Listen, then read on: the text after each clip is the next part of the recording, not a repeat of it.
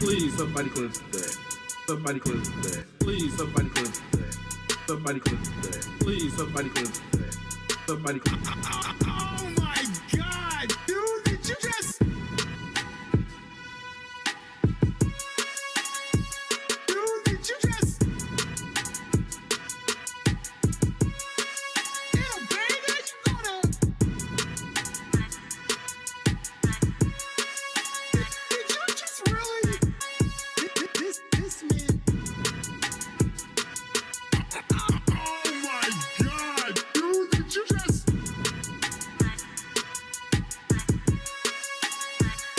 But nothing but He rage quit him, fool. The beta just started. He rage quit. Couldn't look away from the train wreck. You can blame it on the tech or the disrespect. Before you play, better button check. Button check. What is up, Butt Check family? Welcome back to yet again a beautiful-ish day of buttons that need to be checked. I'll explain that in a second. Chapters down below. We got two hot ones today. That intro, let me give props where props is deserved, man. You were talking about Urban Boy. Urban Boy, or at Urban Boy 732, link down below. Show the man support. He made that whole intro. I saw it on Twitter. It was hilarious. Put with the beat, the mixing, showing who was it? Mike Hollow with the forbidden dance moves. Listen, it was hilarious, man. I thought that was I thought that slapped. But then a voice in the back of my head said, Nesto, you know you're too old to use that word. Slapped. You better say dope. Stick to dope. All right, it was dope. The damn video was dope, man. Big shout out to Urban Boy. We got some hot ones, man. So we must talk about two things. We must talk about Invincible versus FGC is clapping back. I mean, to the point where I saw Punk speak out. Somebody clapped back at Punk for speaking out. He went back at them. I'm going to show you the full display of that. But also, Button Check is probably dead. And that's probably, I probably should have led with that.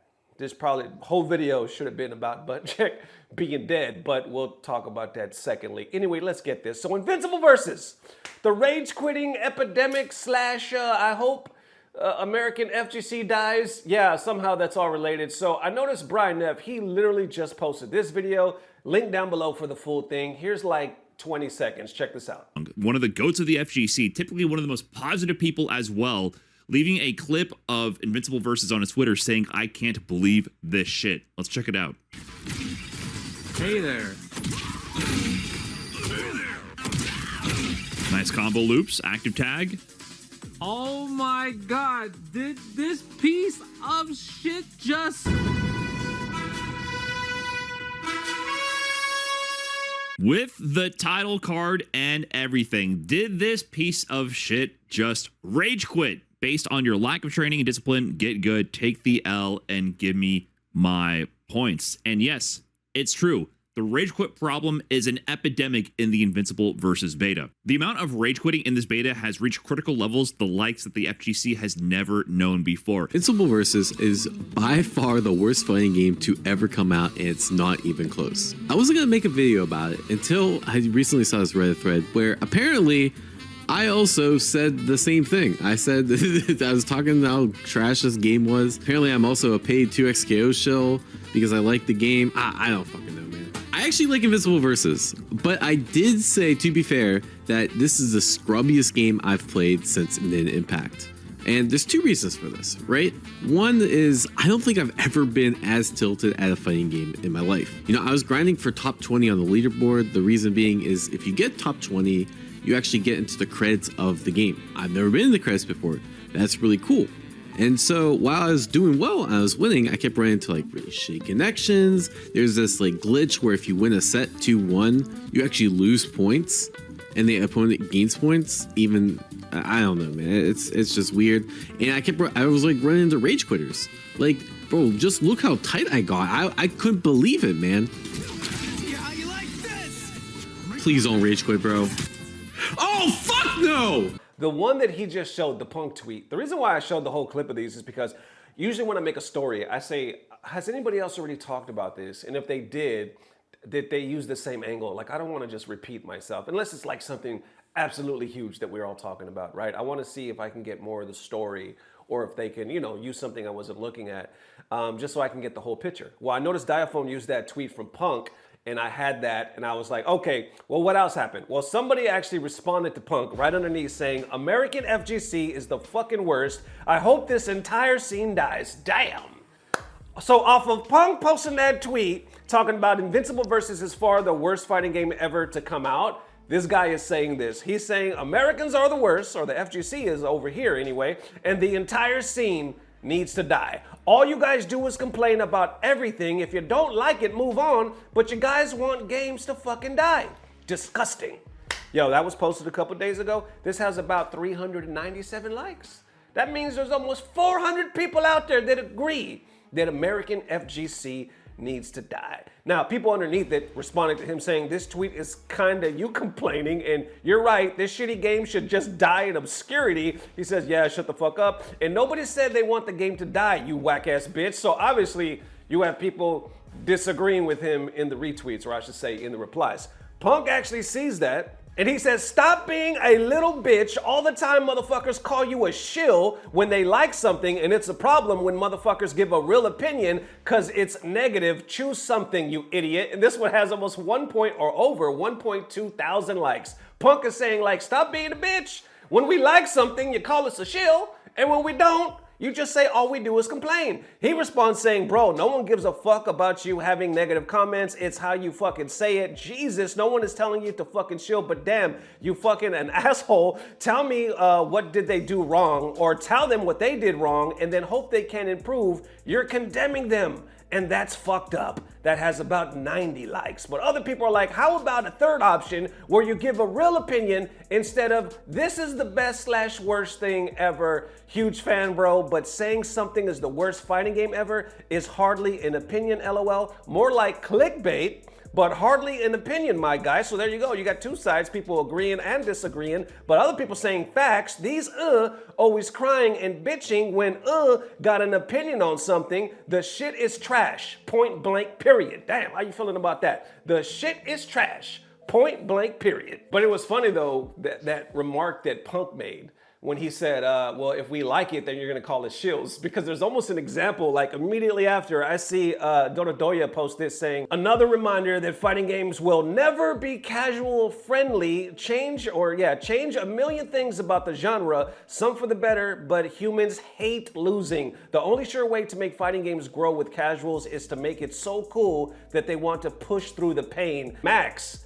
follows that up saying, been saying this since 2015. If a game is just simplified, it's twice as easy for new players, but it's 10 times easier for experienced players. If a game has characters you love doing cool stuff together / against each other, people will justify reasons to keep playing at any level.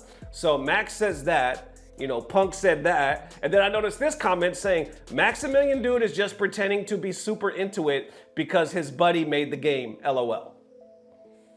Wasn't Punk just talking about this? Basically, we're damned if we do, we're damned if we don't. Other people respond to this guy saying, or maybe he just likes it, I don't know. Kinda lame to you to try to talk shit on him for no reason other than fit your stupid agenda. That has about 612 likes. And how could I forget? I almost forgot. Dirty Low done text me, and basically, he's not feeling it either, man. He's like, I'm not trying to hate. You know, he's a fan of the series, but he's like, yo, watching it, and everything I just witnessed over the weekend, he's like, I thought I was taking crazy pills because it looks like super cheap or super broken.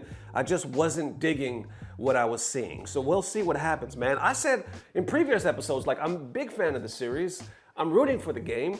A lot of pros were working with the devs behind the scenes on this one, but I don't know, maybe just growing pains, or we're just talking about a beta, but it is releasing this year. I don't know. We'll see what the hell happens. I just know, man, that shit released and it was going haywire. People commenting, making videos. The damn rage quit epidemic. So I don't know, man. I don't know what the hell the future holds for this game. Hope for the best. But going back to that other point where the dude was talking about the whole FGC, American FGC needs to die. Now, on one hand, because I even read y'all comments here, I see how people feel, but I don't necessarily think it's an American FGC thing, not at all. It's a Twitter FGC thing, or an X, whatever you want to call that damn app, right? Obviously, I'm going to sound biased because I'm American FGC, but it's beyond that. Obviously, it's not American FGC. I mean, we see that. It's just prone. Social media, period, is more prone, is quicker to complain. Now, you can make the point that, yes, it's okay to complain, but you got to be constructive with it, because if you do it a certain way, it can come off like not only super negative, but discouraging. But others are like, no, we call it what it is. If it's broken, if it sucks, then it sucks. Why you all afraid of a real opinion? But overall, it has nothing to do with the American FGC. It's literally just broken games or shitty games versus the power to speak your opinion throughout social media, and also this app. You mix all of that, right? Which is not too bad, but you mix all of that with an app that's pretty much the culture of it, right? The culture is basically to talk some shit. But like I said, on the other hand, you have people saying, yo, it's a real opinion though. At the end of the day, if I don't like it, I'm gonna tell you how I feel. And ironically enough, that guy saying that underneath that, saying, you guys are the worst, all y'all, all this whole scene needs to die. Bitch, you just lived up right to that standard of Twitter. You know what I'm saying? You are right in the Hall of Fame with a bullshit take like that. I mean, you're literally getting mad at one dude for shitting on a game and wishing it to die, and then you go straight to wishing everybody from his country to die.